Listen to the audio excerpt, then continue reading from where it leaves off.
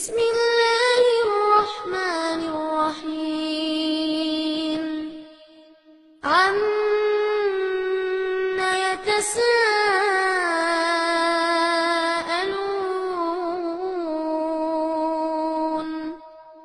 عن النبأ العظيم الذي هم فيه مختلفون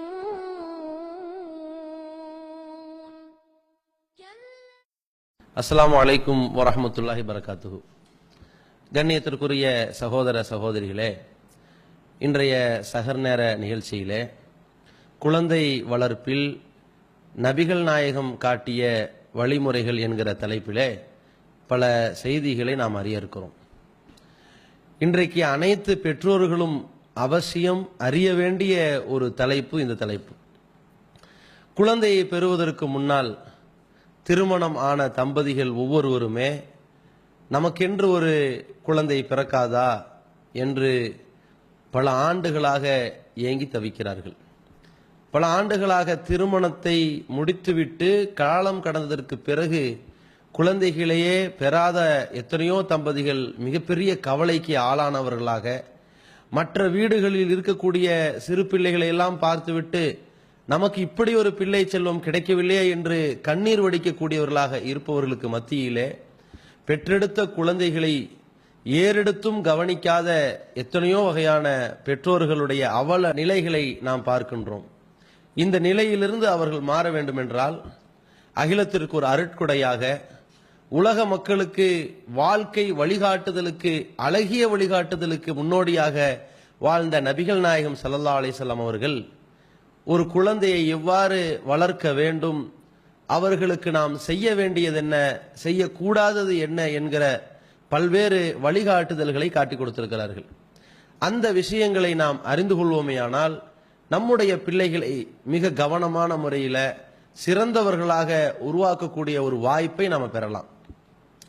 இன்றைக்கு குழந்தை வளர்ப்பை பற்றி எத்தனையோ உளவியல் நிபுணர்கள் ஆய்வு செய்கிறார்கள். ஆய்வு செய்து நம்ம சமுதாயத்தில் எத்தனை வகையான பெற்றோர்கள் இருக்கிறார்கள் என்கிற ஒரு பட்டியலை இடுகிறார்கள்.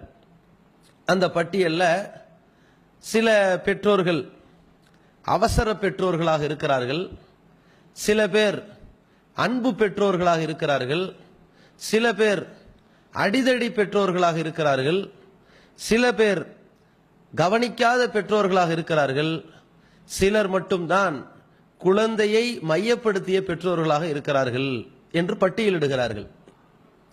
அது என்ன அவசர பெற்றோர்கள் அப்படின்னு கேட்டா, அந்த பெற்றோர்கள் இப்படித்தான் இருக்கிறார்கள் என்பதை பிள்ளைகளுடைய நடவடிக்கைகளை கண்டுபிடிச்சிடலாம்.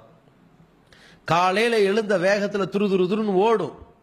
எங்க கராத்தே கிளாஸுக்கு போ, முடிஞ்சுதா நீச்சல் குளத்துக்கு போ, அது முடிஞ்சுதா பள்ளிக்கூடத்துக்கு போ, அது முடிஞ்சுதா டியூஷனுக்கு போ, அது முடிஞ்சுதா சாயங்காலம் இன்னொரு ஸ்பெஷல் கிளாஸுக்கு போ, அது முடிஞ்சுதா கணக்கு படிக்க போ, அது முடிஞ்சுதா நைட் எவ்வளவு 10 நேரா வா தூங்கு, காலையில மீண்டும் எந்திரி. இப்படி ஒரு அதிர்வலைகளோட பிள்ளைகளை அவசரப்படுத்தி அதை படிக்கணும் இதை படிக்கணும், லீவு கிடையாது, ஓய்வு நேரம் கிடையாதுங்கிற மாதிரி அவனிடத்துல மிகப்பெரிய தோய்வை ஏற்படுத்தக்கூடிய பெற்றோர்கள் இருப்பதை பார்க்கிறோம். நான் தான் டாக்டர் ஆகல, நீ டாக்டர் ஆக்கணும், பிச்சை எடுத்தாவது உன்னை படிக்க வைப்ப, நீ டாக்டராயே தீரணும் என்கிற மாதிரி அந்த பிள்ளைகளை போட்டு திணித்து கசக்கி பிழிந்து ஒரு கட்டத்தில் அந்த பிள்ளைகள் எப்படி உருவாகுவார்கள் என்றால், பிற்காலத்தில் மிகப்பெரிய பெருமையும் அகந்தையும் ஆணவம் கொண்டவனாக உருவாவான். எனக்கு தெரியாது எதுவுமே இல்லை, எங்க அம்மா அப்பா இப்படி வளர்த்துருக்கிறாங்க, நான் பிடிச்சா பிடியா இருப்பேன், நான் காலை இதை கத்துக்குவேன், இதை இப்படி பண்ணுவேன், இது இப்படி பண்ணுவேன், நான் தான் சரியா பண்ணுவேன், என்ன மாதிரி எவனும் இந்த உலகத்தில் சிறந்தவன் இல்லைங்கிற மாதிரி பெருமை அடிக்கக்கூடிய ஆணவம் பிடித்தவனாக வளரக்கூடியவனாக அந்த பிள்ளை மாறிடுவான். இல்லைன்னா மனநலம் பாதிக்கப்பட்டவனாக மாறிடுவான். சில பிள்ளைகள் திடீரென்று பள்ளிக்கூடத்துக்கே போக மாட்டேன் அப்படின்னு அலறாங்க, வீட்டை விட்டு ஓடிடுவேன், என்ன ஸ்கூல்ல சேர்த்தீங்கன்னா ஓடிடுவேங்கிறாங்க. என்ன பிரச்சனை? ஆய்வு செய்கிற பொழுது பார்த்தால் பெற்றோர் காட்டுகிற அவசரம் தெரியுது. எல்கேஜி யூகேஜி ஒரு ஸ்கூல்ல படிக்க வச்சுட்டாங்க. அந்த குழந்தைகளோட சக குழந்தைகளோட அப்பதான் அது பழக தொடங்கி இருக்குது. 1ஆம் வகுப்புல இன்னொரு ஸ்கூல்ல போய் சேர்க்க போறாங்க. அது இதை விட நல்ல ஸ்கூலாம், தரமா கத்துக் கொடுப்பாங்களாம். நிறைய ஆங்கிலத்தை ஃப்ளூயண்டா சின்ன குழந்தையிலேயே பேசக்கூடிய வகையில உருவாக்குவாங்களாம். நிறைய மார்க் எடுக்குமா. இந்த போதையை காட்டி காட்டி விளம்பரம் செய்து செய்து இந்த பிள்ளைகளை கொண்டு போய் அங்க சேர்க்கறது. 1ஆம் கிளாஸ்ல அங்க 3 வரைக்கும் அங்க படிப்பான். ஓரளவுக்கு அந்த சூழ்நிலை செட் ஆகிறதுக்குள்ள 4வது இங்க. இப்படி மாறி மாறி வரும் பொழுது அந்த குழந்தைகளுக்கு பேச தெரியாம விட்டு விட்டே ஓடும். இல்லாட்டி பள்ளிக்கூடத்துக்கு போக முடியாம கதறும். கடைசியில ஒரு மனநல மருத்துவமனையில போய் நிப்பாட்டுங்கும் பொழுது அங்க போய் மனம் விட்டு பேசணுமே சொல்லும். என்ன அந்த ஸ்கூல்ல வேணாலும் சேர்த்துங்க, நான் அங்க போவேன், இந்த ஸ்கூலுக்கு போக மாட்டேன். ஏன்? இங்க இருக்கிற பசங்க எல்லாம் புதுசா இருக்கிறாங்க, என்ன போட்டு அடிக்கிறாங்க, என்ன அப்படி பண்றாங்க இப்படி பண்றாங்க, வாத்தியாரை பார்த்தா பயமா இருக்குன்னு ஒரு வகையான மாற்றம் ஏற்படுது. இத்தனைக்கும் காரணம் யார்? இந்த அவசர கதியிலே பிள்ளைகளை திணித்துக் கொண்டிருக்கிற பெற்றோர்கள். இப்படி ஒரு பெற்றோர்கள் இருந்தால் பிள்ளைகளுடைய வாழ்வு சீரழிந்து விடும் என்கிறார்கள். இன்னொரு வகையான பெற்றோர்கள் பார்க்கிறோம், அன்பு பெற்றோர்கள் அப்படிம்பாங்க. அவங்க எப்படின்னு கேட்டா, பிள்ளைங்கள் மேல அன்பு காட்டுறங்கிற பேருல பிள்ளைங்க எதை கேட்டாலும் வாங்கி கொடுத்துருவேன். அது எப்படி இருந்தாலும் சரி, கேட்கிறானே என்னங்க பண்றது, வாங்கி கொடுப்பேன். அந்த பிள்ளைய அதை அழிச்சு நாசமாக்கினாலும் வாங்கி கொடுப்பேன், வாங்கி கொடுப்பார்கள். எந்த அளவுக்கு? அந்த பிள்ளை கேட்கறதுக்கு முன்னாடியே ஒரு பொருள் இப்படி பார்க்க போகும்போதே இந்த பொருள் தான் உனக்கு வேணும் இந்தான்னு வாங்கி கொடுத்துருவார்கள். பிள்ளை எப்படி படிக்க ஆரம்பிச்சுக்கும். ஓ, ஒரு பொருளை பார்த்தாலே கிடைக்குமோ, கேட்போம், கேட்டாலும் கிடைச்சிருதே, சரி ஒரே ஒரு வாட்டி கிடைக்காதுன்ட்டாங்க, வாங்கி தர மாட்டேன்ட்டாங்க, கொஞ்சம் சத்தம் போடுவோம், கிடைக்குதே, நம்ம மேல அவ்வளவு அன்பு காட்டுறாங்க, என்ன கேட்டாலும் கிடைக்கும், ரைட். ரோட்ல உட்காந்து அழுவோம், உருளுவோம், பிடிவாதம் பிடிப்போம், எல்லாமே கிடைக்குது. இப்படி ஒரு பிள்ளைகளை உருவாக்குகிறார்கள். கடைசியில் என்ன ஆகுது? அவன் 5 வயசுல இருந்து 8 வயசுக்குள்ள போன் கேட்கறான், போனை கொடுங்கிறான். போனை கொடுக்கலன்னு நம்ம கிட்ட இருக்கிற போனை தூக்கி வீசுறான். வேற வழி இல்ல, போனை வீசுறான், உடைக்கிறான். அப்ப வாங்கி கொடுத்துறாங்க. அடிமைப்படுத்த அந்த பிள்ளை கத்துக்குது. கொஞ்சம் வளர்றான், எனக்கு செலவு காசு கொடுங்கன்னு கேட்கறான். வயசு எவ்வளோ? 12 வயசு. செலவு காசு தர முடியாது, டிவியை தூக்கி போட்டு இப்ப உடைக்க போறேம்மா. என்ன பண்றது? பயந்துருவாங்க. இந்தாப்பா அது டிவியை பத்திரமா வை, காசு தரேன். அப்ப எப்பெல்லாம் காசு வேணுமோ டிவியை போட்டு உடைக்கலாம் கத்துக்கிட்டான். 14 வயசுல கேட்பான், எனக்கு ஒரு பைக் வாங்கி கொடுங்க. இல்ல, அவ்வளவுதான், வீடு 2000, வீட்டை விட்டு ஓடி போயிருவேன், தற்கொலை பண்ணி செத்துருவேன், மாடியில போய் விழுந்துருவேன்.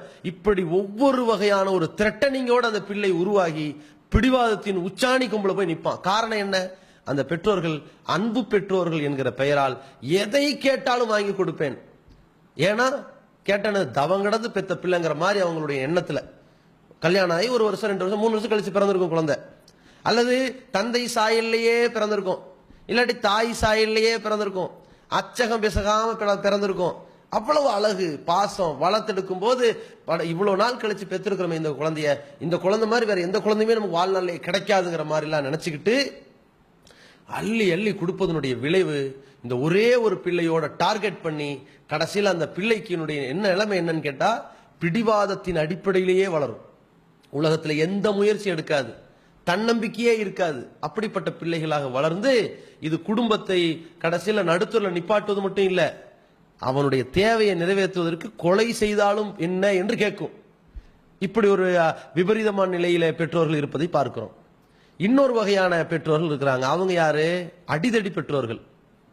அடியாத மாடு படியாதுங்க. என்ன குழந்தை கத்துறான், 4 சாத்த வேண்டியதானே, அடி உதவுற மாதிரி அண்ணன் தம்பி உதவுவானா? அடி மேல அடி அடிச்சாதானங்க அம்மி நகரும். இப்படிங்கிற மாதிரி கடந்த காலத்துல உளறி வச்சுட்டு போயிட்டாங்களா? இதெல்லாம் இவங்க வாயில் அப்படி முத்துக்களா பொங்கி வரும், அப்படியே ஒட்டும். என்ன பண்ணுவாங்க? அவனை போட்டு மிதிங்க, 2 சாத்துங்க, பெல்ட் எடுங்க, ஒரு நாள் வெளுக்கிற வெளுல எல்லாம் அடங்கி போயிருவான். இப்படின்னு மிரட்டி மிரட்டி அந்த பிள்ளைகள் அப்படியே ஒரு வகையில இவங்க கனத்த இதயத்தை போட்டு திணிச்ச காரணத்தினால அந்த பிள்ளை ரொம்ப வெக்ஸ் ஆகி போய் என்ன மாதிரி உருவாகிறான்னா, பயத்திலும் படபடப்பிலும் தாழ்வு மனப்பான்மையிலும் தன்னம்பிக்கை இழந்தவனாகவும் சமுதாயத்தில் போய் நிற்பான். யாராவது பேசும்போது இப்ப நம்ம என்ன வார்த்தையை சொல்லலாம், இதை சொன்னா கொச்சுக்குவாங்களோ, இதை சொன்னா முகத்தை காட்டுவாங்களோ, இப்படி பேசிட்டா திட்டிடுவாங்களோ, இப்படி பேசினா எல்லாரும் போன பிறகு அப்பா நம்மளை அடிப்பாரோ, இப்படி போனா அம்மா நம்மளை உதாசீனமா பேசுவாங்களோ, வேண்டாம் எதுக்கு வம்பு, பேசக்கூடாது.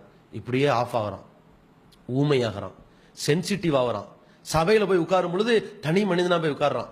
யாரோடையும் வாய் விட்டு பேசல, பழகல, நெருங்கல, அன்பாகல, அரவணைக்கல. ஏன்?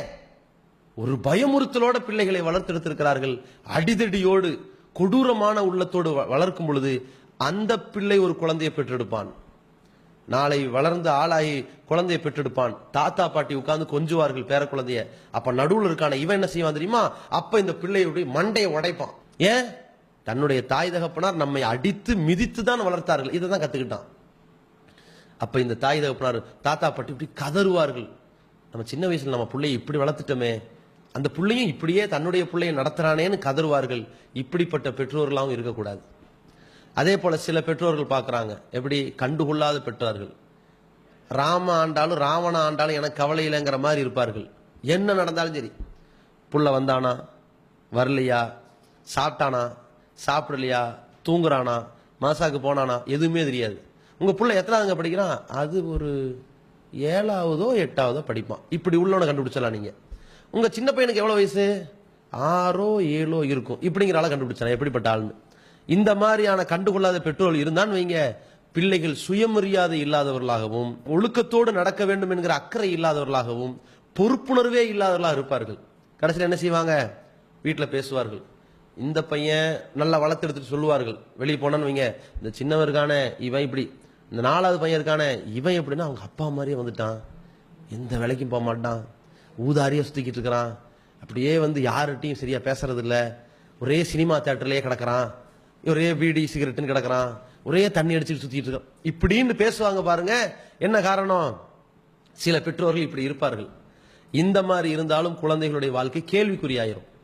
ஆனால் இப்படி எல்லாம் இந்த உளவி நிபுணர்கள் ஒரு பட்டியல் போட்டதுல ஒரு தலை சிறந்த பெற்றோர்களா யார் இருக்கிறாங்க அப்படின்னு கேட்கும் பொழுது, எந்த பெற்றோர்கள் குழந்தைகளை குழந்தைகளாகவே பாவித்து குழந்தைகளின் கண்ணால் உலகத்தை பார்க்கக்கூடியவர்கள், குழந்தைகளின் காதுகளால் உலகத்தை கேட்கக்கூடியவர்கள், குழந்தைகளுடைய உணர்வுகளால் பயணிக்கக்கூடியவர்கள், குழந்தைக்கு தேவையை உணர்ந்து செயல்படக்கூடியவர்கள், குழந்தையை போன்றே தன்னுடைய நிலையை மாற்றிக்கொண்டு சில நேரத்தில் நடக்கக்கூடியவர்கள், குழந்தையை மையப்படுத்தி கவனித்து கண்காணித்து அவர்களை வழிநடத்தக்கூடியவர்கள் தான் மிகச்சிறந்த பெற்றோர்கள் என்று சொல்கிறார்கள்.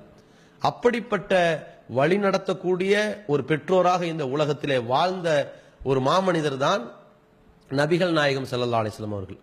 அவர்களுடைய வழிகாட்டுதலில் அவர்கள் பிள்ளைகளை எப்படி வளர்க்க வேண்டும் உருவாக்க வேண்டும் என்று அவர்கள் போட்ட அந்த கோட்டிலே நாம் பயணித்தோமையானால் இந்த சர்வதேசத்திலும் தலை சிறந்த ஒரு பெற்றோர்களுடைய பட்டியலில் நாம் வர முடியும்.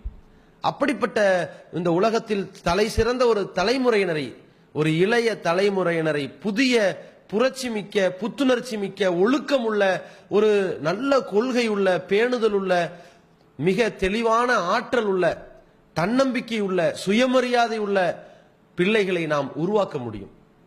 அதற்கு நபிகள் நாயகம் ஸல்லல்லாஹு அலைஹி வஸல்லம் அவர்களுடைய வழிகாட்டுதல்களை ஒவ்வொன்றா பார்க்கணும். ரசூலுல்லாஹி ஸல்லல்லாஹு அலைஹி வஸல்லம் பிள்ளைகளிடத்துல நம்ம என்ன செய்யணும், எப்படி நடந்துக்கணும், எப்படி நடந்து கொள்ள கூடாது என்று அழகா விளக்கி இருக்கிறாங்க.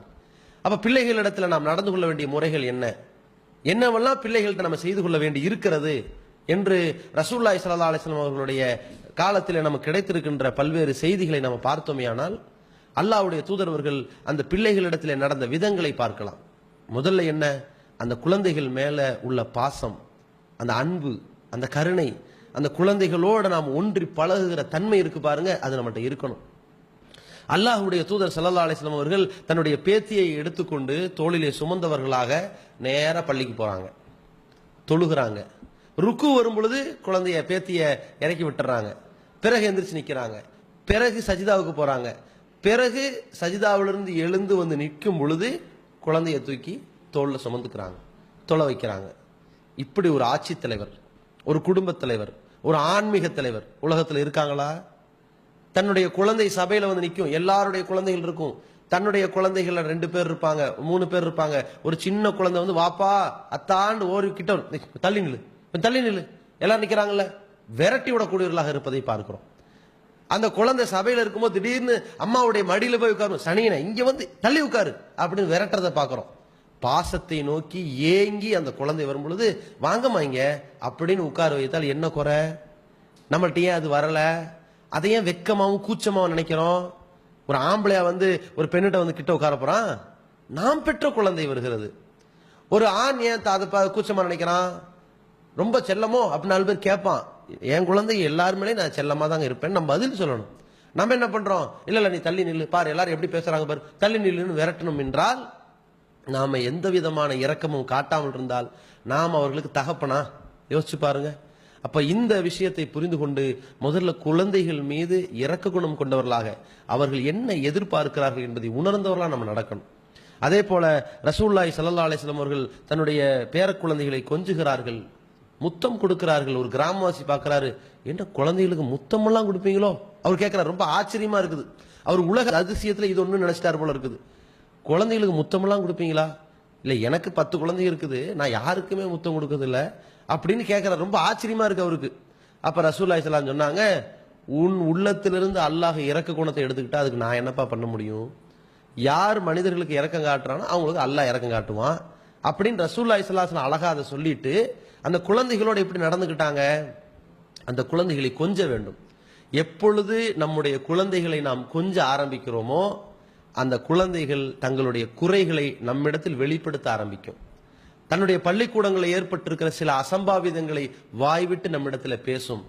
நமக்கான ஒரு சப்போர்ட் இருக்கிறது, நமக்கு ஒரு பாதுகாவலர் இருக்கிறார், நமக்கு ஏதாவது பிரச்சனை என்றால் கேள்வி கேட்பார், நம்மை கொஞ்சுவதற்காக காத்திருக்கிறார்கள் 2 பேர். அந்த தாய் தகப்பனை நோக்கி நாம் ஓட வேண்டும் என்று வரும், நம்மை ஆற தழுவும்.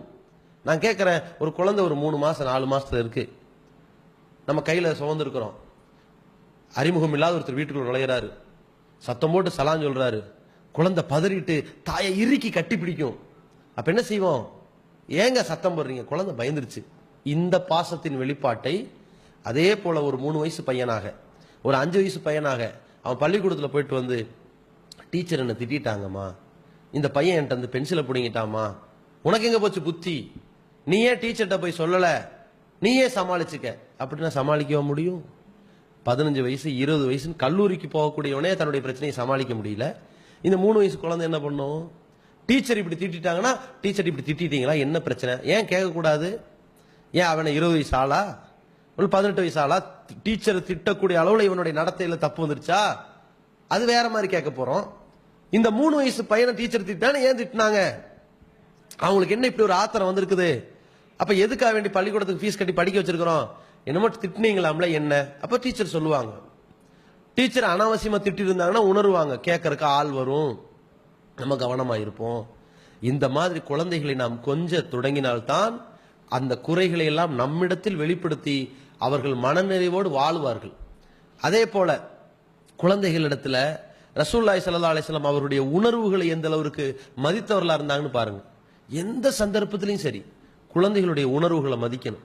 ஒரு குழந்தை அழுகுதுன்னு வைங்களேன், சனியை இதுக்கு எப்ப பாரு அழுதுதான், அழுதே சாதிக்கும், அழுதே கிடக்கும், எப்ப பார்த்தாலும் மூக்க வெடிச்சிட்டு கிடக்கும், சி அப்படின்னு அந்த தாய் தகப்பனார் விரட்டும் பொழுது அந்த குழந்தை தன்னுடைய கவலையை எப்படி தீர்த்து கொள்ளும் சொல்லுங்க? அந்த குழந்தை தனக்கு ஏற்பட்டிருக்கிற அடி, ஒரு வழி, 4 பேர் திட்டி இருப்பார்கள், அதை தீர்த்து கொள்வதற்கு என்ன செய்வது என்று தெரியல. நாம புத்திமதி சொல்லணும். யாராவது ஏதாவது அடிச்சா என்கிட்ட ஓடி வந்து சொல்லிடு, நீ அழுகலாம் கூடாது, நீ அழுதா உன்னை பயந்தாங்கன்னு நினைச்சிருவாங்க, நாளைக்கு உன்னை போட்டு அடிப்பாங்க, நீ அழுகாம தைரியமா பதில் சொல்லிட்டு ஓடி வந்துரு. இன்னைக்கு அழுத போல நாளைக்கு அழுவாது. அந்த அழுகையை உணரணும், ஏன் அழுதது, அந்த அழுகை, அந்த உணர்வுகளை மதித்து நாம் நடக்கக்கூடியவர்களாக இருக்கணும். ரசூலுல்லாஹி ஸல்லல்லாஹு அலைஹி வஸல்லம் அவர்கள் ஒவ்வொரு நேரத்திலும் இந்த சிறு பிள்ளைகளுடைய உணர்வுகள் என்ன, குழந்தைகளுடைய உணர்வுகள் என்ன, அந்த அழுகுரல் என்னன்னு யோசிப்பார்கள். ஒரு கட்டத்தில் தொழ வைக்கிறார்கள். தொழுகையினுடைய நேரம் என்ன, ஒருநிலைப்படுத்தி படைத்த இறைவனோடு உரையாடுகிற ஒரு இடம். ரசூலுல்லாஹி ஸல்லல்லாஹு அலைஹி வஸல்லம் தொழுகையில நினைக்கிறார்கள் நீண்ட நேரம் தொழ வைக்க வேண்டும்னு. அந்த நேரம் பார்த்து குழந்தையினுடைய அழுகுரல் கேட்குது. சொல்றாங்க, தொழுகையை நான் நீட்டி தொழ வைக்கலாம் என்று நினைத்தேன், குழந்தையின் அழுகுரலை கேட்டேன், தாயின் மனசு எவ்வளவு வேதனைப்படும், உடனே சுருக்கி கொண்டேன். அந்த தாயின் மனது வேதனைப்படுமோ இல்லையோ, ரசூலுல்லாஹ்வுடைய மனது வேதனைப்பட்டது. இப்படிப்பட்ட ஒரு உணர்வுக்கு மதிப்பளிக்கணும்.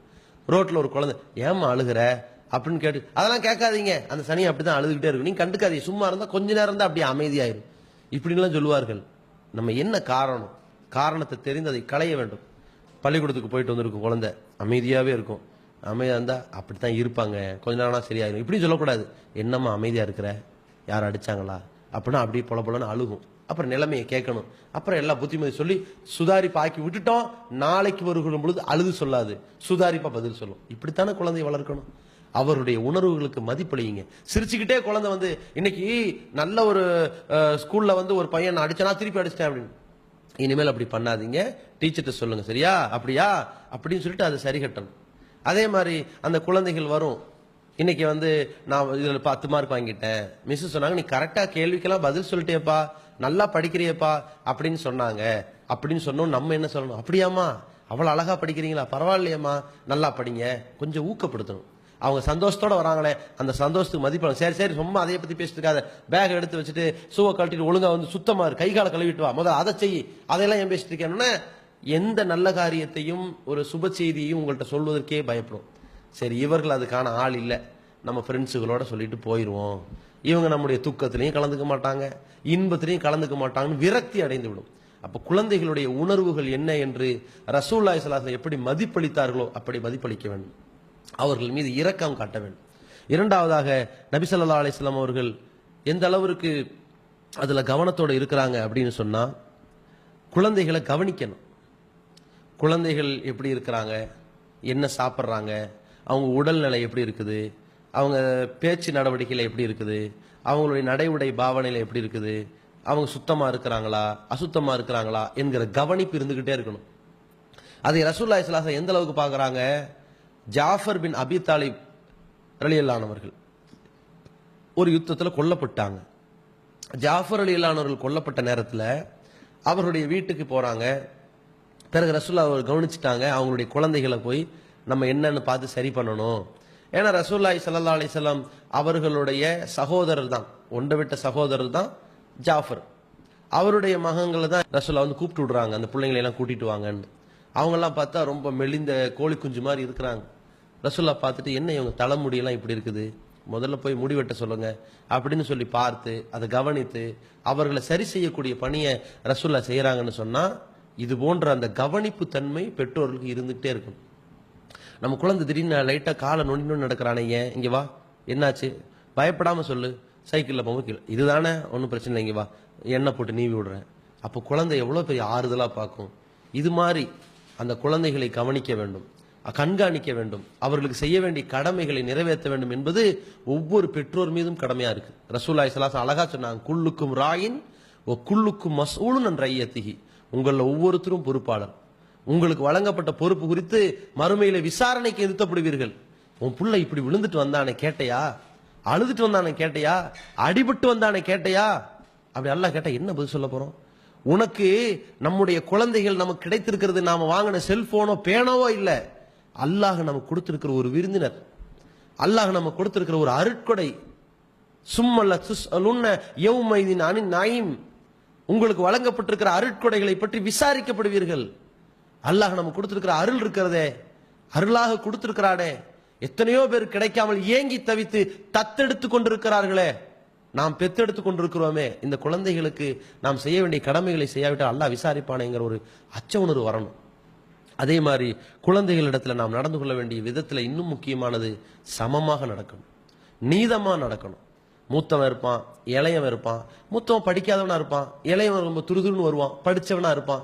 இப்ப நம்ம என்ன செய்வோம், படிச்சவனை ரொம்ப பாராட்டோம், டேய் சூப்பரா படிச்சுட்டா, உன்ன மாதிரி பாஸ் பண்ண முடியாதுடா, நீ தாண்டா நம்பர் 1, நீ தாண்டா கிளாஸ், இது இவனு இருக்கிறானே இப்படின்னு மட்டம் தட்டிட்டு இவனை ரொம்ப வசத்துவார்கள். சரி பாராட்டுறோம்ல, இதே மாதிரி மூத்தவனை பாராட்டினோமா, மூத்தவன் ஃபெயில் ஆயிட்டான், வேற என்ன அவன்கிட்ட திறமை இருக்குது, நீச்சல் போட்டியில ஜெயிச்சுட்டான், நம்ம என்ன செய்யணும், டேய் உனக்கு சூப்பரா நீச்சல் வருதுடா, நீ வருங்காலத்துல பெரிய நீச்சல் வீரன் ஆயிருவ போல இருக்குது, பரவாயில்ல அப்படியே டெவலப் பண்ணுவோம், பிரச்சனை இல்லை அப்படின்னு அவனை ஒரு இடம் புகழணும், இவனை ஒரு இடம் பாராட்டணும். இது சமமா பார்ப்பான், நம்மளை இதுல பாராட்டினாங்க, அவங்கள அதுல பாராட்டினாங்க. புள்ள நாளைக்கு எப்படி வளருவான் தெரியுமா? நாமும் யாரையும் மட்டப்படுத்தி யாரையும் ஒசத்தக்கூடாது, சமமாக ஒவ்வொருவரையும் பாராட்ட வேண்டும்னு ஒரு பக்குவத்தோடு ஒரு பாடம் படிப்பானா இல்லையா?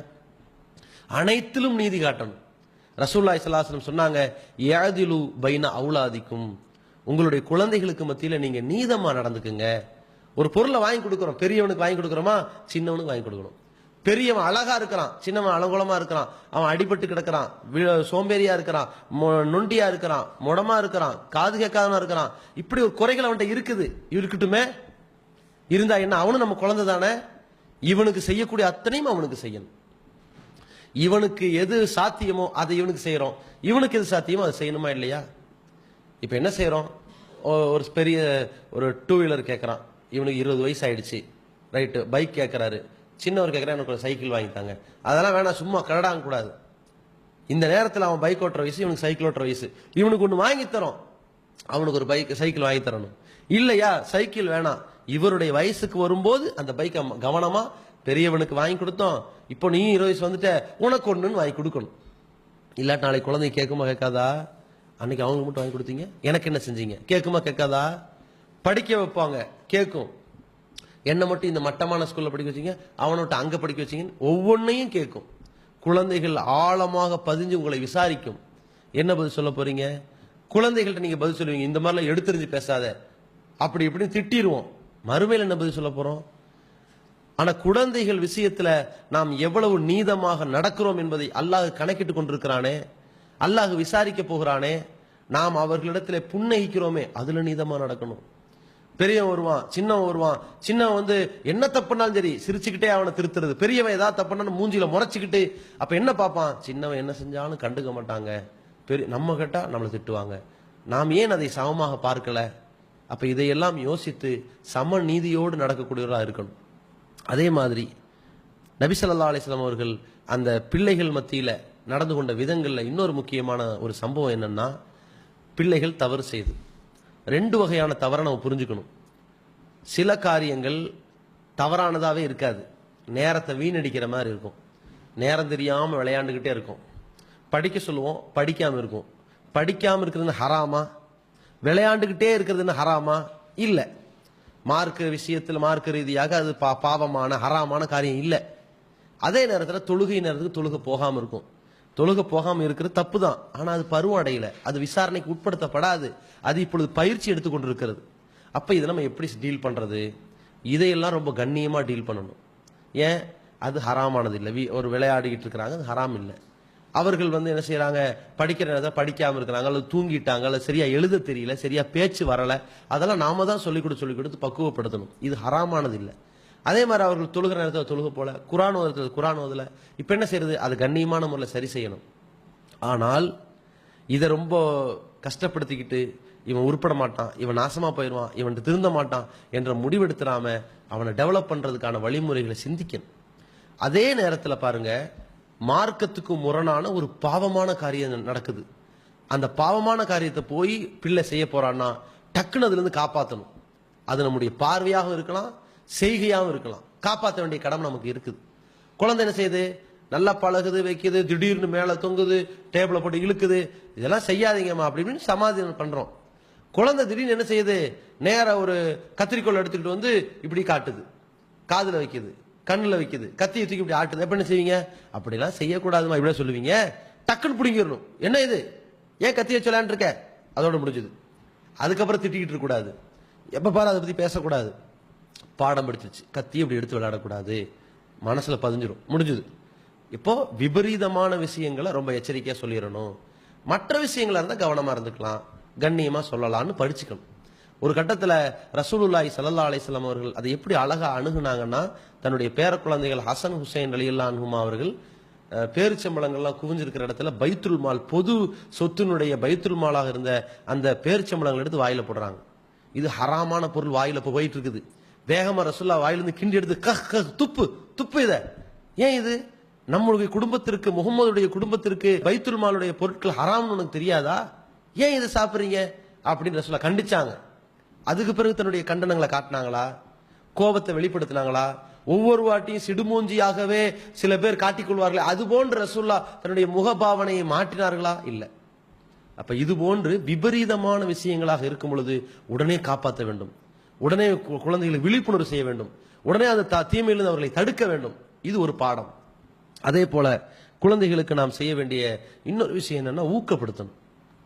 ஏதாவது ஒரு காரியத்தை செய்யறான்னா நல்லா செய்யுங்க, இப்படிதான் செய்யணும், நல்லா இருக்கு, சூப்பர், இது படிச்சிருக்கேன், ரைட், அதை படி, இது நல்லதுதான், இப்படின்னு படிக்கிற விஷயத்திலும் சரி, அவர்களுடைய நல்ல நல்ல நடத்தைகளிலும் சரி, அவர்களுடைய பேச்சுக்களிலும் சரி, அவருடைய எழுத்து முறைகளிலும் சரி, அவர்கள் அண்டை வீட்டார்களோடு விளையாடி கொண்டிருப்பார்கள் சிறுவர்களோட, அந்த விளையாட்டு தன்மைகளிலும் சரி, ஒவ்வொரு சின்ன சின்னதமா லைட்டா பூஸ்ட் கொடுக்கிறோம். பூஸ்ட்னா பூஸ்ட்னு கலகி கொடுக்கறது இல்ல, பூஸ்டாக அவனுடைய பேச்சில், அதை ஆர்வப்படுத்துவதில், மகிழ்ச்சி அடைவதில், சந்தோஷமாக ஊக்கப்படுத்துவதில், கூடமான நம்ம நிற்பதில் அவனுக்கு ஒரு உற்சாகத்தை கொடுத்துட்டோம்னா ரொம்ப சந்தோஷமா இருப்பான். ரசூலுல்லாஹி ஸல்லல்லாஹு அலைஹி வஸல்லம் அவர்கள் காலத்துல சில இளம் வீரர்கள் அம்பெறிஞ்சுக்கிட்டு இருக்கிறாங்க. ரசூலுல்லாஹ் என்ன பண்றாங்க? எரிங்க எரிங்க, நல்லா எரிங்க, நல்லா பயிற்சி எடுங்க. உங்களுடைய தந்தை இஸ்மாயில் அலைஹிஸ்ஸலாம் அவர்கள் இது மாதிரி அம்பெறிகிற விளையாட்டுல வந்து ரொம்ப கை தேர்ந்தவர்களாக இருந்தார்கள், தலை சிறந்த ஒரு ஆற்றல் பெற்றவர்களாக இருந்தார்கள். நீங்களும் அதே மாதிரி நல்லா பயிற்சி எடுங்கன்னு ரசூலுல்லாஹ் போய் ஊக்கப்படுத்தி நிக்கிறாங்க. அதே மாதிரி குதிரை போட்டி வருது. ரசூல் என்ன பண்றாங்க, குதிரையை இங்கிருந்து மஸ்ஜித் நபவி வரைக்கும் ஓட்டிட்டு வாங்க, அதான் அங்க எல்லை, இங்கிருந்து இங்க தான் ஓட்டணும், இங்கிருந்து குதிரையை ஓட்டுங்க, இப்படி போட்டி வச்சுக்கலாம்னு அந்த விளையாட்டோட விளையாட்டாக ஒன்றிணைகிறார்கள். தன்னுடைய இளம் மனைவியாக இருக்கிற ஆயிஷா ரலியல்லாஹு அவர்கள் என்ன செய்யறாங்க, அபிசீனிய வீரர்கள் அந்த களத்துல வந்து விளையாட்டு அம்பெறியும் வீரர்கள் பயிற்சி எடுத்துக்கிட்டு இருக்கிறாங்க. இப்ப இதெல்லாம் பார்க்கலாம்னு ஆசைப்படுறாங்க. ரசூலா என்ன செய்யறாங்க, அதை உணர்றாங்க. ரைட்டு, கூட்டிட்டு வந்து நில்லு, பாரு, போதுமா, பார்த்தது ஓகேவா, போலாமா அப்படின்னு கூட்டிட்டு போறாங்க. என்ன அவர்களுக்கு அவர் தன்னுடைய நடவடிக்கைகள்ல ஒருத்தரை உற்சாகப்படுத்துவது, ஊக்கப்படுத்துவது, அவர்களுடைய தேவையை நிறைவேற்றுவது, அவர்களை இன்னும் திறமையாளர்களாக உருவாக்குவது, இதை நாம செய்ய வேண்டி இருக்கிறது. இது நம்முடைய பிள்ளைகள்ட்ட நம்ம காட்டியிருக்கிறோமா? குழந்தைகளோட உட்கார்ந்து பேசி இருக்கிறோமா? குழந்தைகளோட விளையாண்டு இருக்கிறோமா? குழந்தைகள்கிட்ட சின்ன சின்ன பொருட்களை வச்சு விளையாண்டு இருக்கும்போது இப்படிதான் விளையாடணும், இது இப்படி விளையாடணும் சொல்லி கொடுத்துருக்கிறோமா? குழந்தைகளுக்கு குட்டி குட்டி மேஜிக்கு கற்றுக் கொடுப்போமா? ஒண்ணுமே இல்லை. நாம தகப்பனார் ஒரு இடத்துக்கு வேலைக்கு போயிடுவாங்க, தாயார் ஒரு இடத்துக்கு வேலைக்கு போயிடுவாங்க, பிள்ளைகள் வேலைக்காரிட்ட வளருவாங்க. கடைசியில் இந்த பிள்ளைகள் எப்படி பெற்றோர் கவனிப்பாங்க? எங்கேயாவது இந்த பிள்ளைகள் அந்த தாய் தகப்பனுடைய அந்த ஊக்கப்படுத்துதலான வார்த்தைகளை கேள்விப்பட்டிருக்காங்களா? நமக்கு தெரிஞ்சது ஒன்னே ஒன்று, பரீட்சையில் அவன் 100 மார்க் வாங்கினா நல்லவன், இல்லாட்டி முட்டாள், மடையன், உதவாக்கற, நாசமா போயிடுவான், இப்படின்னு நம்ம பேசிக்கிட்டு இருக்கிறோம்.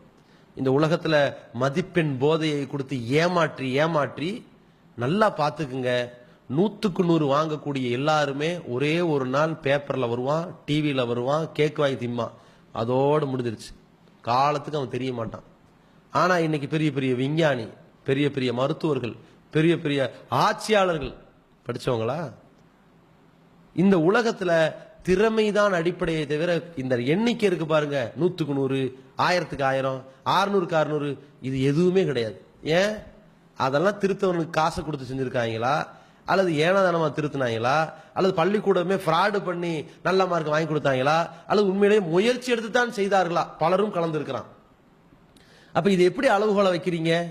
நம்ம அதுல ஒண்ணுதான் ஊக்கப்படுத்துவோம், வேற எதையுமே கண்டுக்க மாட்டோம். அவன் மற்ற மற்ற எக்ஸ்ட்ரா கரிக்குலரா என்ன செய்யறான்? ஓட்டப்பந்தயத்தில் கலந்துருக்கானா, அவன் வந்து ஸ்கேட்டிங்ல கலந்துருக்கானா, சைக்கிளிங்ல கலந்துருக்கானா, எதுல என்னென்ன போட்டியில ஜெயிக்கிறானா, அல்லது ரொம்ப ஆர்வமா இருக்கானா, எதுலையாவது அவனுக்கு ஆர்வம் இருக்குதா? அந்த ஆர்வத்தினுடைய செயல்கள் நம்ம ஊக்கப்படுத்திருக்கிறோமா, உற்சாகப்படுத்திருக்கிறோமா? அதை செய்ய மாட்டோம்.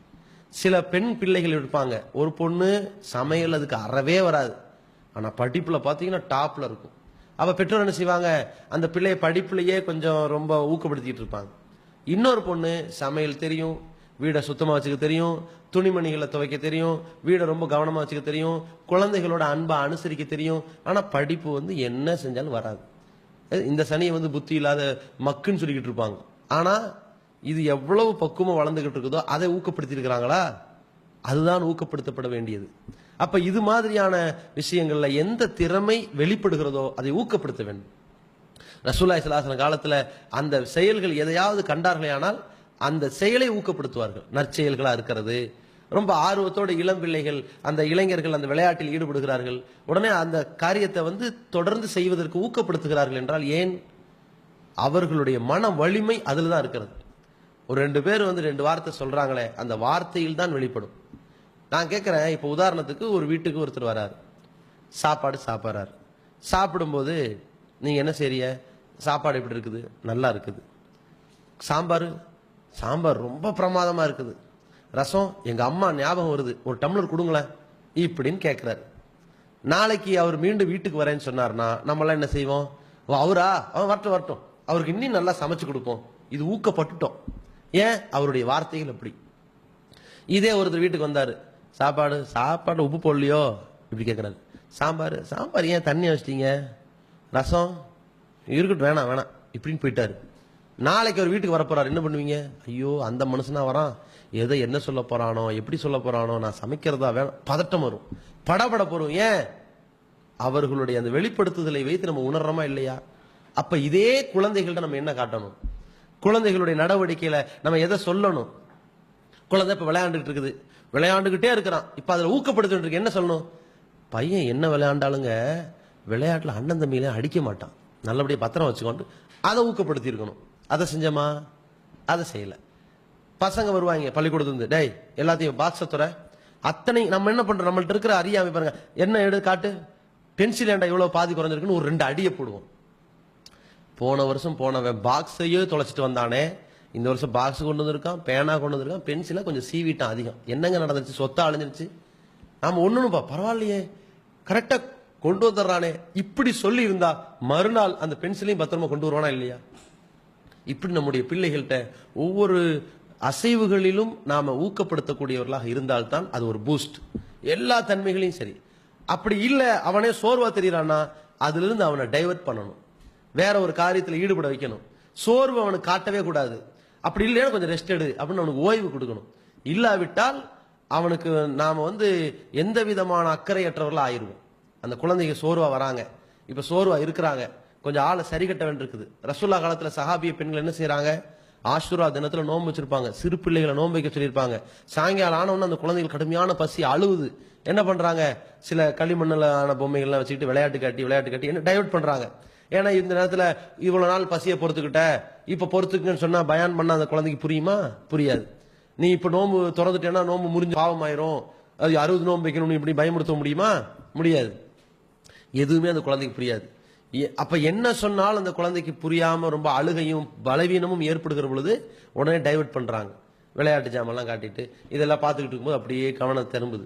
இது மாதிரி நம்முடைய குழந்தைகள் சில நேரத்தில் சோர்வாக வருகிற பொழுது அவர்கள்ட்ட இருக்கிற பிளஸ் என்ன அதை மட்டும் சொல்லி கொஞ்சம் ஊக்கப்படுத்தணும்னா அப்படியே முகம் பிரைட் ஆயிரும். சோர்வாக வருவான், அப்புறம் 100 மூட்டையை தூக்கி போடுற அளவுக்கு ஒரு வீரம் கிடைச்சிடும், அப்படி ஒரு பவர்ஃபுல் ஆயிருவானா இல்லையா? அப்ப இது மாதிரி ஊக்கப்படுத்தக்கூடியவர்களாக நம்ம இருக்கணும். அதே மாதிரி பெற்றோர்கள் பிள்ளைகளிடத்துல நடந்து கொள்ள வேண்டிய முறைகள்ல இன்னொரு முக்கியமானது, அந்த பிள்ளைகளுக்கு நல்ல பல அறிவுரைகளை சொல்லணும். என்னைக்காவது நம்ம மார்க்கத்தை பத்தி அந்த குழந்தைகளுக்கு சொன்னோமா? நபி ஸல்லல்லாஹு அலைஹி வஸல்லம் வரலாறுகளை சொல்லியிருக்கிறோமா? அல்லாஹ் ரசூலுல்லாஹ்வுக்கு என்ன வரலாறு சொன்னா? யூசுப் அலைஹிஸ்ஸலாமுடைய வரலாறு சொல்றான். ஏன்? இது போன்ற கதைகளை சொல்கிற பொழுது உள்ளத்தில் சிந்தனைகளில் அது போன்ற விரிவடையும். சிந்தனை வரலாற்று சிந்தனைகளை சொல்லி சொல்லி விரிவடையும். ஓஹோ அப்படியாச்சோ, இவங்களுடைய வாழ்க்கையில் இப்படி ஆச்சோ, இந்த மாதிரி ஆயிருக்குதோ, அப்ப நம்ம இப்படிலாம் நடந்துக்கணும் என்கிற மாதிரியான வரலாற்று சம்பவங்களை அல்லாஹ் புரிய வைக்கிறானே, அதன் மூலமாக கற்பனை வளத்தை மட்டுமல்லாமல் அந்த அறிவுபூர்வமான சிந்தனைகளை அல்லாஹ் மேம்படுத்துறானா இல்லையா?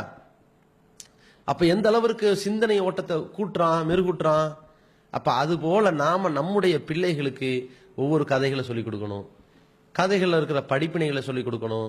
நம்ம என்ன பண்றோம், அந்த கதையா அதை அதுல படிச்சுக்க, இந்த கதையா இதுல படிச்சுக்க, என்கிட்ட எதையுமே கேட்காது, எல்லாம் நீனே பாத்துக்க, என்கிட்ட கிட்ட வராது. அப்ப நாம என்ன சொல்லிக் கொடுப்போம்?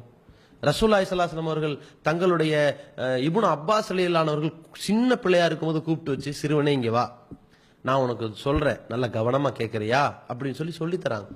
நீ என்ன செய்யணும் தெரியுமா? எப்பொழுதுமே அல்லாஹ்வை நம்பி அல்லாஹ் மீது அக்கறையா, அது அல்லாஹ் மீது கவனத்தோட நீ இருந்துகிட்டே இருக்கணும். அல்லாஹ்வை நினைத்து கொண்டே இருந்தேனா, நல்ல நேரத்துல சந்தோஷமான நேரத்துல அல்லாஹ்வை நீ நினைத்தால், நீ துன்பமான நேரத்துல அல்லாஹ் உன்னை நினைப்பான். நீ அல்லாஹ்வை நினைத்தால் அல்லாஹ் உன்னை நினைப்பான். அல்லாஹ்வோடு சார்ந்திரு, அல்லாஹ் உன்னோடு இருப்பதை நீ உணர்வாய். எந்த அளவுக்குன்னா, உன்னை புரிஞ்சுக்க, உலகமே சேர்ந்து உனக்கு நன்மையை செய்யணும் நாடுனாலும் சரி, அல்லாஹ் உனக்கு ஒரு தீமையை விதிச்சிருந்தா அதான் நடக்கும். உலகமே சேர்ந்து உன்னை தப்பு செஞ்சு அல்லது உன்னை தீங்கிழைக்க நாடுனாலும் சரி, அல்லாஹ் ஒரு நன்மையை விதிச்சிட்டான்வையே அதுதான் நடக்கும். அதனால நீ தைரியமா என்ன செய்யணும், இந்த உலகத்துல வாழணும், தன்னம்பிக்கையோட வாழணும். இப்படிலாம் ரசூல் ரொம்ப விவரிச்சு சொல்றாங்க. அதனால உலகமே சேர்ந்து என்ன செஞ்சாலும் நீ கவலைப்படக்கூடாது, தைரியமா இருக்கணும், விரக்தி அடையக்கூடாது. வாழ்க்கையில் நம்ம என்ன செய்யணும், எல்லாமே அல்லாஹ் எழுதி வச்சுட்டான், அந்த ஏடுகள் காஞ்சிருச்சு, மைகள்லாம் காஞ்சிருச்சு என்று நீ புரிஞ்சுக்க என்று இப்னு அப்பாஸ் ரலியல்லாஹு அன்ஹு ரசூலுல்லாஹி ஸல்லல்லாஹு அலைஹி வஸல்லம் அந்த சிறு பிள்ளைகள் இருக்கும்போது ரொம்ப அழகான அறிவுரைகளை சொல்லி ஒரு உளவியல் ரீதியாக பண்படுத்தினார்களே, அதுபோல் நாம் நம்முடைய பிள்ளைகளை பண்படுத்தணும். கீழே விழுந்துருச்சு, நடந்துட்டு வருது, ஒன்னும் இல்ல, சரியா பெரிய பெண்ண, இப்படிலாம் உளுந்துதான் சைக்கிள் ஓட்டி பழவாங்க தெரியும் உனக்கு அப்படின்னா அது மறந்துடும் அந்த குழந்தை. அப்புறம் நம்ம என்ன செய்யறோம், ஒரு பொருள் காணாம போச்சு, நமக்கு 5000 ரூபாய் 10000 ரூபாய் காணாம போச்சுன்னா பதறோம், பயப்படுறோம், அழுகுறோம், கவலைப்படுறோம், என்னென்னமோ யோசனை வருது, இப்படி போச்சு அப்படி போச்சோன்னு ரொம்ப வெக்ஸா வரும். குழந்தை கையில 1 ரூபாய் மிட்டாய் விழுந்துட்டாலும் கூட கதறும். அப்ப என்ன செய்யணும்? ஒன்றும் கவலைப்படாது, நீ நான் விழுந்த அல்லாஹ் இந்த நேரத்துக்கு நாடி இருக்கான், என்ன செஞ்சாலும் போனது வருமா வராது, இனிமேல் நம்ம என்ன செய்யணும்? கவனமா கையில வைக்க, பாக்கெட்ல வச்சுக்க. இப்படி சொல்லி கொடுத்து பழக்கினால் அவன் எப்பேற்பட்ட நிலையில தற்கொலை சிந்தனைக்கு போவானா, தன்னம்பிக்கை உள்ளவனா வருவான். அப்ப இந்த மாதிரியான மார்க்க அறிவுரைகளையும் மனநலம் சார்ந்த அறிவுரைகளையும் அந்த குழந்தைகளுக்கு ரொம்ப பக்குவமான முறையில் எடுத்துரைக்கணும். ரசூலுல்லாஹி ஸல்லல்லாஹு அலைஹி வஸல்லம் அவர்கள் தங்களுடைய பிள்ளைகளுக்கு பிரார்த்தனைகளையும் அழகா சொல்றாங்க. பேர குழந்தைகளுக்கு சொல்லிக் கொடுக்கறாங்க. வித்திர்ல ஓத வேண்டிய குனூத் என்ன? அல்லாஹு மஹ்தினி ஃபீமன் ஹதைத் வஆஃபினி ஃபீமன் ஆஃபைத் வதவல்லனி ஃபீமன் தவல்லைத்னு ரசூலுல்லாஹ் சொல்லி கொடுத்திருக்கிற துஆக்களை பாருங்க. ஹதீஸுகள்ல அறிவிக்கப்பட்ட ஒரே ஒரு அறிவிப்பாளர் வரிசையில வந்த ஒரு துஆ இதுதான். அந்த துஆவுல இந்த ரசூலுல்லாஹி ஸல்லல்லாஹு அலைஹி வஸல்லம் பேரப்பிள்ளை அறிவித்த ஹதீஸ் இது. இன்னைக்கு உலகம் முழுக்க நம்ம எல்லாம் வித்திர்ல ஓதிக்கிட்டு இருக்கிறோமே, அந்த குழந்தை ரசூலுல்லாஹ்விடத்திலிருந்து பெற்ற அந்த ஹதீஸ துஆவை எவ்வளவு அழகா மனப்பாடம் பண்ணி நமக்கு சொல்லி கொடுத்திருக்காங்கன்னா, அந்த அளவுக்கு ரசூலுல்லாஹ் அவ்வளவு பக்குவமா தன்னுடைய பிள்ளைகளுக்கு சொல்லி கொடுக்கிறார்கள். அதுபோன்று நாம நம்ம குழந்தைகளுக்கு துஆவை சொல்லி கொடுத்துருக்கிறோமா? தூங்கும் போது என்ன சொல்லணும்? எழுந்திருச்சாங்களே, ஏமா எழுந்திருச்சீங்களே, அந்த எழுந்திருக்க துஆ சொல்லிட்டீங்களா, இப்படி சொல்லுங்க. சாப்பிடும்போது துஆ ஓதிட்டியா, இப்படி ஓது. சாப்பிட்டு முடிச்சோன்னு இது ஓதுனியா, இது ஓது. இப்படி நம்ம சொல்லிக் கொடுக்கணும். அது மட்டும் இல்லாம குழந்தைகளுக்கு நம்ம மார்க்க ஒழுக்கங்கள் நடைமுறை ஒழுங்குகளை எல்லாம் சொல்லிக் கொடுக்கணும். நம்ம என்ன பண்றோம்? ரொம்ப செல்லம் கொடுக்குறோங்கிற பேர்ல குழந்தைங்க 1 வயசு இருக்கும், 2 வயசு இருக்கும், 3 வயசு இருக்கும், 4 வயசு ஆனாலும் ஊட்டி விட்டே இருப்போம். சாப்பாடு எடுத்து ஊட்டி விடுறது. 5 வயசு ஊட்டி விடுறது, 6 வயசு ஊட்டி விடுறது, 7 வயசு ஊட்டி விடுறது. ஏன்? அவன்லாம் தனியா சாப்பிட மாட்டான். இப்படி செய்யக்கூடாது. இது அன்பின் வெளிப்பாடு இல்லை. ஒரு அவசரமான நேரம், ஒரு ட்ரெயின்ல பயணிச்சுக்கிட்டு இருக்கிறோம், குழந்தை கையில சூடான பொருளை கொடுத்தா பிடிச்சிட்டு இருக்காது, விழுந்துச்சுன்னு சொன்னா பக்கத்தில் இருக்கிற பயணிகளுக்கெல்லாம் ரொம்ப சிரமமாயிரும். இப்ப என்ன செய்யறது? தாயார வேணாம் நீ சாப்பிட, நானே உனக்கு ஊட்டி விடுறேன். இது பாசம். இதே வீட்டில் இருக்கும்போது என்ன செய்யறோம்? பக்கத்தில் உட்காந்துருக்கீங்க, உட்காருமா, உட்காரு, சாப்பாடு தட்டு வை, ஃபர்ஸ்ட்ல இருந்து சாப்பிடு. இப்படி சொல்லி கொடுக்கும் பொழுதுதான் குழந்தைக்கு உணவு உண்ணுதல்னா என்ன, அதை எப்படி சாப்பிடணும், எங்கிருந்து ஆரம்பிக்கணும், எப்படி முடிக்கணும், இப்படி பழகுவான். அப்புறம் பொது இடங்களில் போய் கரெக்டா நடப்பான். நம்ம எதையுமே சொல்லிக் கொடுக்காம இருக்கட்டும் நான் ஊட்டி விடுறேன். நம்ம என்ன பார்க்கிறோம்? சில நேரங்களில் சீக்கிரம் வேலையை முடிக்கணுங்கிற பேர்ல, ஏன்னா குழந்தை உட்கார்ந்து அதுவே சாப்பிட்டா காமன் ஆகும், நம்ம 5 நிமிஷத்துல ஊட்டிடலாம். இந்த சீக்கிரம் எங்க போறோம்? அவசரப்பட்டு இப்ப எங்க வெளிநாட்டுக்கா பயணிக்க போறீங்க? சீக்கிரங்கிற பேர்ல குழந்தையினுடைய வளர்ச்சியெல்லாம் பாதிக்க செய்யறமே, அதை உட்கார வைப்பமே. இந்த நேரத்தில் பாத்தீங்கன்னா சில வீட்டுகளில் தாத்தா பாட்டிமார்களுக்கெல்லாம் குழந்தைகளுக்கு ஊட்டலாம் வேணாம், இருங்க நானே அவனுக்கு சாப்பிட பழகி விடுறேன். அதெல்லாம் 15 வயசுல 20 வயசுல பழகிக்குவான். இப்ப என்ன அவசரம் அப்படின்னு தாத்தா பாட்டிமார்கள் எதிரியா உட்கார்ந்துட்டு இருப்பாங்க. நம்ம என்னமோ குழந்தைகளுக்கு எதிரி மாதிரி. அவனை அமர வச்சு கொஞ்சம் பழக வைக்கணுமே. ஏன் ரசூலுல்லாஹி ஸல்லல்லாஹு அலைஹி வஸல்லம் என்ன செஞ்சாங்க? பக்கத்துல ஒரு சிறுவன் அமர்ந்து சாப்பிட்டு இருக்கிறாரு. ரசூலுல்லாஹ் நீ ஒன்னும் கவலைப்படாப்ப, நானே ஊட்டி விடுறேன், ஊட்டி விட்டாங்க. எப்படி சொல்லிக் கொடுக்குறாங்க? முறையை சொல்லிக் கொடுக்குறாங்க. யா குலாம் சம்மில்லா, ஃபர்ஸ்ட் சாப்பிடும், பிஸ்மில்லா சொல்லி சாப்பிடு. குல் பி எம்மி, நீங்க வலது கையில சாப்பிடு, 2 கையை விட்டு இப்படி உழப்பிட்டு இருக்காத, வலது கையில சாப்பிடு, பக்கத்துல இருந்து அப்படி சாப்பிட்டுட்டு வா, இப்படின்னு ரசூலுல்லாஹ் ஏன் சொல்லிக் கொடுத்தாங்க? அந்த சிறுவன் பிற்காலத்துல என்ன சொன்னாங்க? நான் சின்ன பையன் இருந்ததுனால எனக்கு அதான் தெரியலன்னு சொன்னாரு. ரசூலுல்லாஹி ஸல்லல்லாஹு அலைஹி வஸல்லம் அந்த சிறு பிராயத்தில் எனக்கு எதை சொல்லிக் கொடுத்தார்களோ, வாழ்நாள் முழுவதும் அந்த முறையிலிருந்து நான் மாறுபட்டு சாப்பிட்டதில்லை, அதே முறையில் தான் சாப்பிட்டேனாரா இல்லையா? அதான் நம்ம சொல்லிக் கொடுக்குற விதம். சிறு வயசுல நம்ம உருவாக்கிட்டோம்னா ஆட்டோமேட்டிக்கா குழந்தைங்க நல்லபடியா வளருவாங்க. அப்ப இது போன்ற விஷயங்களை எல்லாம் நாம பிள்ளைகளிடத்துல செய்ய வேண்டி இருக்கிறது. எதையெல்லாம் செய்யக்கூடாது என்பதுல அது ஏராளமான விஷயங்கள் இருக்கிறது. ரசூலுல்லாஹி ஸல்லல்லாஹு அலைஹி வஸல்லம் அவர்கள் கண்டித்த எத்தனையோ விஷயங்கள் இருக்குது. அதுல மிக முக்கியமானது என்ன? இந்த குழந்தைகளை போட்டு அடிக்கிறதுக்கு பாருங்க, அதை செஞ்சிடக்கூடாது. குழந்தைகளை போட்டு அடிக்கிறது, துன்புறுத்துறது, அவனை ரஃப் அண்ட் டஃபா டீல் பண்ணும் பொழுது அந்த குழந்தைகள் பயந்து பதுங்கி போய் நாம நினைக்கிறோம் அடிச்சுதான் இன்னைக்கு இவ்வளோ பெரிய ஆளா ஆனா அப்படின்னு நினைக்கிறோம். ஆனால் அவன் முரடனாக நாளைக்கு வந்திருக்கிறான் நமக்கு யாருக்கா தெரிஞ்சுதா? தெரியல. நம்ம நினைக்கிறோம் அடிச்சதுனாலதான் நல்லா படிக்கிறான், நல்லவனா வாழ்றான்னு நினைக்கிறோம். ஆனா அந்த மாதிரியான குழந்தைகள் தவறு செய்வதற்கு வாய்ப்பு கிடைச்சா முதல்ல போய் பாவம் பண்ணிட்டு வந்துடும். ஏன்? அடிக்கிறதுனால தான் இப்ப நிப்பாட்டுறீங்க, அடிக்காத போய் நான் போய் செஞ்சுட்டு வரேன்னு போகும். புரிய வைத்திருந்தால் இது பாவம் என்று விபரீதத்தை புரிய வைத்திருந்தால் பாவம் செய்யாது. இதை செய்யக்கூடாது அடிச்சிட்டோம், நிலைமை என்னாச்சு? எல்லா காலத்திலையும் இந்த புள்ள என்ன செய்யுது? ஒரு பக்கத்துல போய் பாவம் செய்ய போகுது. இல்லைன்னாலும் நல்லதே செய்யாது. ஏன்? எதை செஞ்சாலும் அடிப்பாங்கிற பயத்துல. ரசூலுல்லாஹி ஸல்லல்லாஹு அலைஹி வஸல்லம் என்னைக்காவது அடிச்சிருக்கிறாங்களா?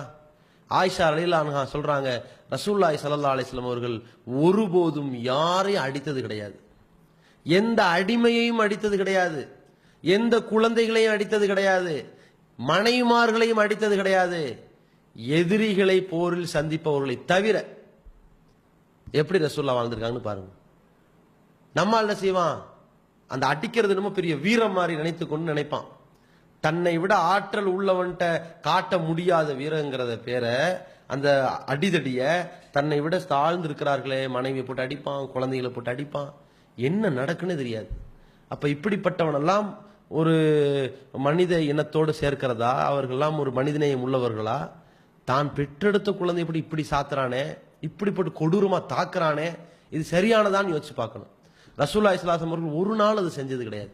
அதே மாதிரி குழந்தைகள்கிட்ட நம்ம நடந்துக்கிற முறைகளை பாருங்க, அப்படி கோபமா கொடூரமா அப்படி திட்டி திட்டி திட்டி நாசமா போயிருவ, உருப்படாம போயிருவ, நிர்மலமா போயிருவ, கொள்ளையில போயிருவ, ஏதாவது அந்த பிள்ளைகளை பேசுற பேச்சு இருக்கு பாருங்க, அப்படி ரணமா இருக்கும்.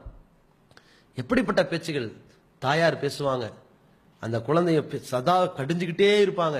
ஒரு நாள் ஃபுல்லா விளையாண்டு வந்திருப்பான், மூஞ்சி கருத்து இருக்கும். இப்ப என்ன ஆகி போச்சு, நோய்வாய்ப்பட்டானா? காலையிலேருந்து விளையாண்டு முடிஞ்சது. இப்படி விளையாடாத, உன் உடம்புக்கு என்ன ஆகுது பத்தியா? இப்படி சொல்றது வேற.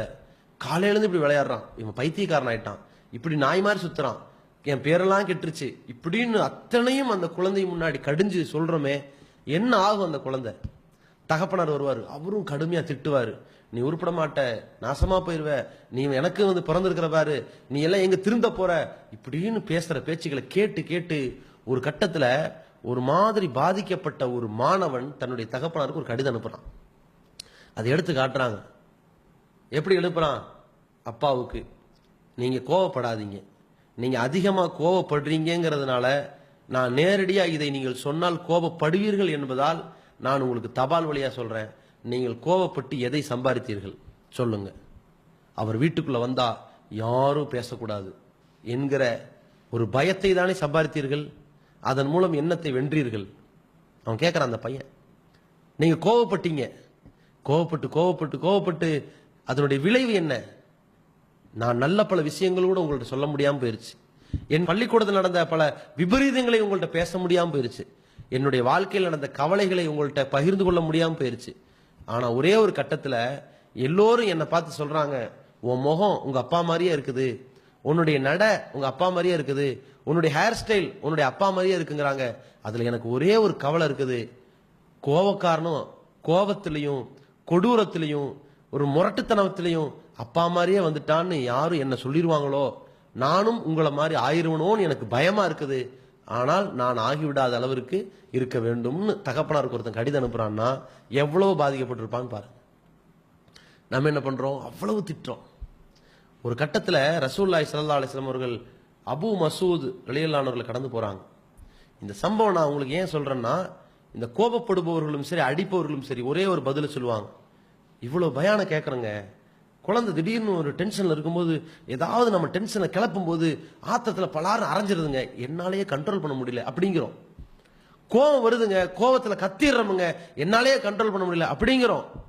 ஆனால் நான் கேட்கிறேன், நம்மை விட மேலே வேலை செய்யக்கூடியவர்கள், நம்மை நிர்வகிக்கக்கூடியவர்கள், நம்மை அதிகாரம் செலுத்தக்கூடியவர்கள், அவர்கள் செய்யற சில தவறுகளை நாம் கோபப்பட்டு எதிர்க்கிறோமா?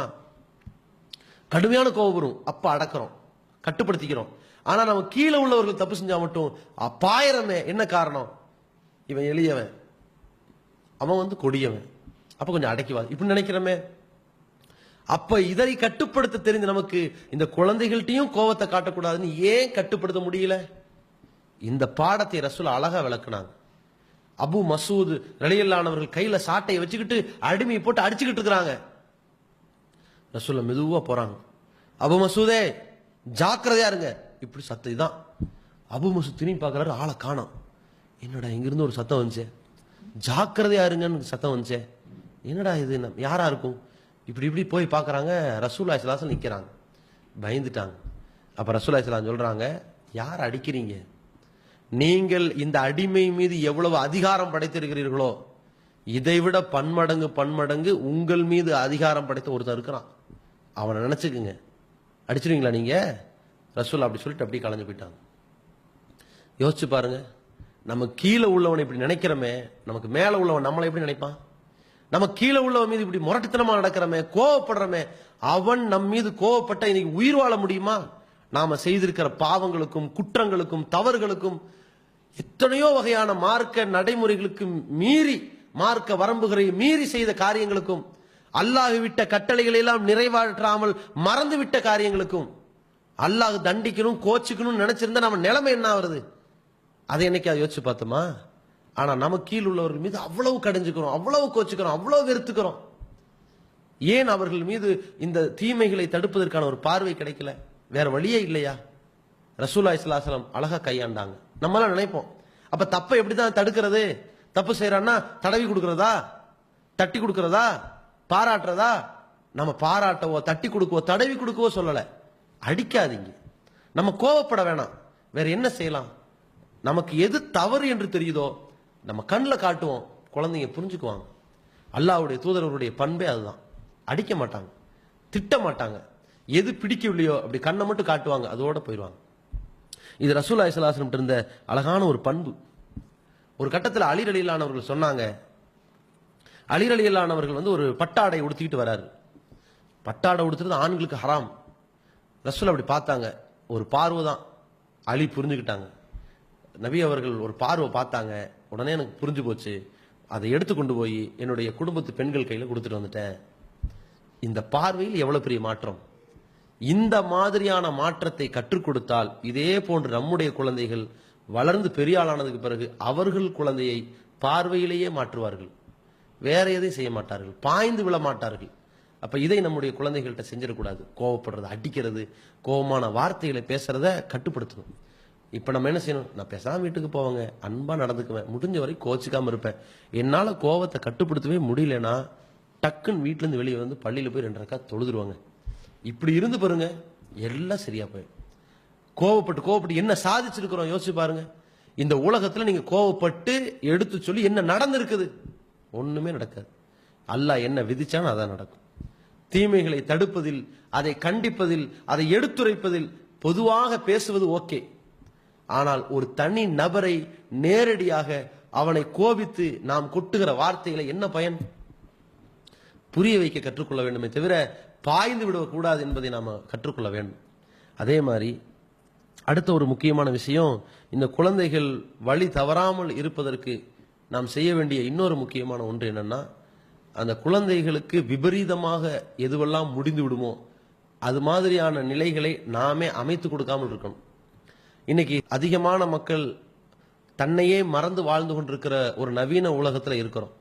அதுல முக்கியமானது என்ன? செல்போன். செல்போனை கையில பிடித்தவர்களுடைய விளைவு என்ன? நாம் எந்த நேரத்திலும் செல்போனை சுவிட்ச் ஆஃப் பண்ணி தூக்கி போட்டிருந்தோம்னா அது நம்ம கண்ட்ரோல் இருக்குன்னு அர்த்தம். நம்ம எப்பொழுதுமே செல்போனை கையில வைத்துக் கொண்டு வேற வழியே இல்லாம யோசிச்சுக்கிட்டு இருக்கிறோம்னா அது நம்மளை கண்ட்ரோல் பண்ணிக்கிட்டு இருக்குன்னு அர்த்தம். இன்னைக்கு நம்ம எந்த ரகத்தில் இருக்கிறோம்னு யோசிச்சு பாருங்க.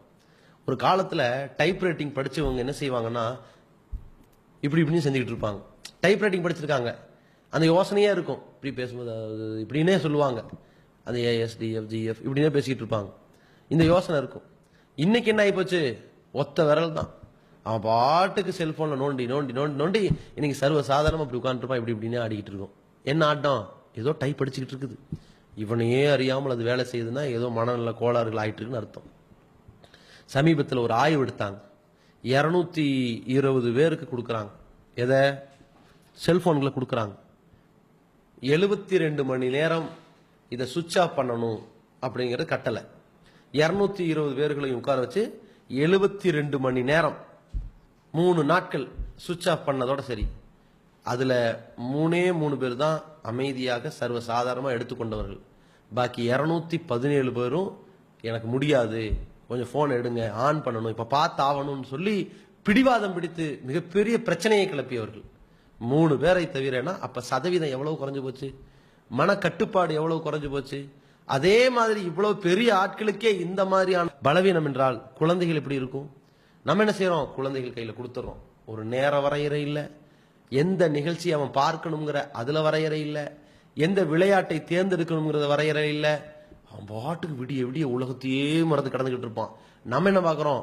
நம்மளுடைய கணவன் மனைவி உரையாடல்களிலோ, குடும்பத்தினுடைய மற்ற நடவடிக்கைகளிலோ, நம்முடைய அலுவல்களிலோ இந்த குழந்தை தலையிடல. அவன் என்னமோ செஞ்சுட்டு போட்டோம், இப்படி விடுறோம்.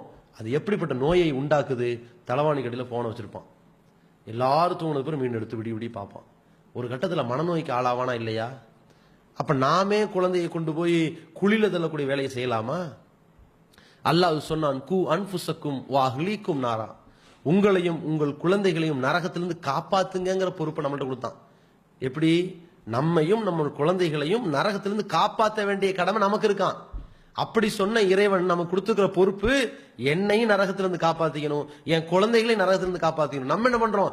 நான் ஒரு பக்கம் செல்போன் இருக்கிறேன், என் மனைவி ஒரு பக்கம் செல்போன் இருப்பா, என்னுடைய பையன் ஒரு டேப்லெட்ல உட்கார்ந்து இருப்பான். எல்லாருமே இப்படி உட்கார்ந்து இருக்கும் பொழுது உலகமே போய் நரகத்தில் விழக்கூடியவர்களாக இருந்தால் என்ன அர்த்தம்? அழிவை நோக்கி விழக்கூடியவர்களாக இருந்தால் என்ன அர்த்தம்? அப்ப எதெல்லாம் குழந்தைகளுக்கு விபரீதத்தை உண்டாக்குமோ, பெற்றோர் பிள்ளைகளுக்கான ஒரு விரிசலை உண்டாக்குமோ, அந்த காரியங்களை நாமே சம்பாதித்து விடக்கூடாது என்பதை புரிந்து கொள்ள வேண்டும். அதே போல நாம் நம்முடைய குழந்தைகள் விஷயத்துல இன்னும் கூடுதலான முக்கியமான நடவடிக்கை என்னன்னா, குழந்தைகளை தனித்து விட்டுறக்கூடாது. ரசூலுல்லாஹி ஸல்லல்லாஹு அலைஹி வஸல்லம் எந்த தருணத்திலையும் சரி, அனஸ் இருக்கிறாரா, 10 ஆண்டுகள் வேலை பார்த்தாங்க ரசூலுல்லாஹி ஸல்லல்லாஹு அலைஹி வஸல்லம் அவர்களோட. 10 வருஷம் சின்ன பிள்ளையிலிருந்து இருந்தாங்க. ஒவ்வொரு நாளும் ரசூலுல்லாஹ் அவங்களை கவனிப்பாங்க, அவங்கள்ட்ட பேசுவாங்க, அவங்களுக்கு சலாம் சொல்லுவாங்க. சிறுவர்கள் விளையாண்டுகிட்டு இருந்தாங்கன்னா அந்த வழியா போகும்போது ரசூலுல்லாஹ் அவங்களுக்கு சலாம் சொல்லுவாங்க. இப்படியே குழந்தைகளோட ஒன்றரை கலந்து இருந்தாங்க ரசூலுல்லாஹ். அவர்களை பிரித்து அவர்களை தனி கொட்டகைகளை போடல. நாம் என்ன செய்யறோம்? அந்த குழந்தையை வளர்க்க முடியலையா, குழந்தையை சரியா பராமரிக்க முடியலையா, கொஞ்சம் கொண்டு போய் ஹாஸ்டல்ல தள்ளுவோம். இவெல்லாம் எங்க பையன் அடங்குவான், இங்கெல்லாம் அடங்க மாட்டான், அடங்கா பிடாரி ஊதாரி பையன் சேர்த்துருவாங்க. நிலைமை என்ன ஆகும் தெரியுமா? நம்மை விட்டு பிரிந்த, நம் பாசத்தை விட்டு பிரிந்த, நம்முடைய உறவுகளை விட்டு பிரிந்த, உறவுகளை எல்லாம் மறந்த அந்த குழந்தை போய் ஹாஸ்டல்ல கிடந்துகிட்டே இருப்பான். நாளை அந்த பிள்ளை வளர்ந்து ஆளாகி பட்டம் பெற்று பதவிகளை பெற்று சம்பாதித்து நம்மை அழகா கொண்டு போய் முதியோர்லத்துல சேர்த்துடுவான். அந்த முதியோர்லத்தின் தந்தை மகனுக்கு கடிதம் அனுப்புவார், மகனே, நான் சிறிய வயதில் உனக்கு செய்த அனைத்தையும் நீ எனக்கு இப்பொழுது செய்கிறாய். உன்னை எப்படி ஹாஸ்டல்ல நீ சேர்த்தாயோ அதே போன்று என்னை நீ இங்கே சேர்த்திருக்கிறாய் என்று கதறி கண்ணீர் வடிக்கக்கூடியவனாக பெற்றோர் கவலைப்படுகிற ஒரு அவலம் வரும். எந்த காரணத்தை கொண்டும் சரி, பெரியவனாயிட்டானா, அவனே விரும்பி கல்வித்துறையை தேர்ந்தெடுத்து ஹாஸ்டலுக்கு போறான், அது வேற. சின்ன பிள்ளைகளை பெற்றோர்கள் தயவு செய்து அந்த பிள்ளைகளை பிரித்து ஹாஸ்டல்ங்கிற ஒரு நரகத்துல போய் சேர்த்திராதீங்க. வேற வழியே இல்லை. சமுதாயத்தில் அந்த பிள்ளைகளுக்கு தாய் தகப்பனே இல்லை. இன்னைக்கு நம்ம ஜமாத்துல ஆதரவற்றோர் இல்லம் என்றால் நிற்கதில் வந்து நிற்கிறான் என்பதால் நடத்துகிறோம். ஹாஸ்டல் என்கிற முடிவுக்கு போயிடாதீங்க. வளர்ந்த ஆளாயிட்டான், விருப்பத்துக்கு போறான், அது வேற. பிள்ளைகள் நாமே அவர்களை பிடித்து இந்த உறவுகளை பிரித்து விட்டோமே ஆனால் அதை விட மிக மோசமான நிலை வேறு எது இருக்காது. நம்மைத்தான் அது மிகப்பெரிய ஆதரவாளராக பார்க்கிறது, நம்மையே அனுசரிக்கிறது, நம்மையே அரவணைக்க எதிர்பார்க்கிறது.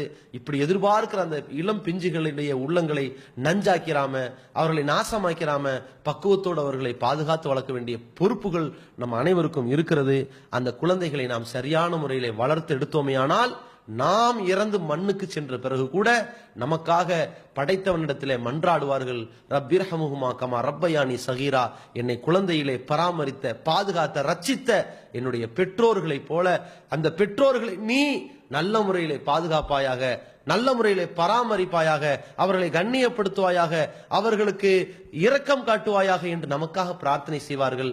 நமக்காக பிரார்த்தனை செய்யக்கூடிய சாலிகான பிள்ளைகள் தான் நமக்கு சொத்து என்பதை புரிந்து அப்படிப்பட்ட சொக்க தங்கங்களாக நம்முடைய பிள்ளைகளை உருவாக்க வேண்டிய கடமை இருக்கிறது.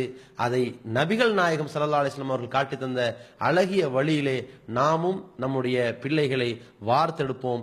இளைய தலைமுறையை, இஸ்லாமிய தலைமுறையை, சிறந்த தலைமுறையை, சொர்க்கத்தில் பயணிக்கும் தலைமுறையை, நாளை குடும்பத்தோடு சுவனத்தில் பிரவேசிக்கின்ற வகையிலே வார்த்தெடுப்போம். அஸ்ஸலாமு அலைக்கும் வரஹ்மத்துல்லாஹி வபரகாத்துஹு. அல்லாஹ்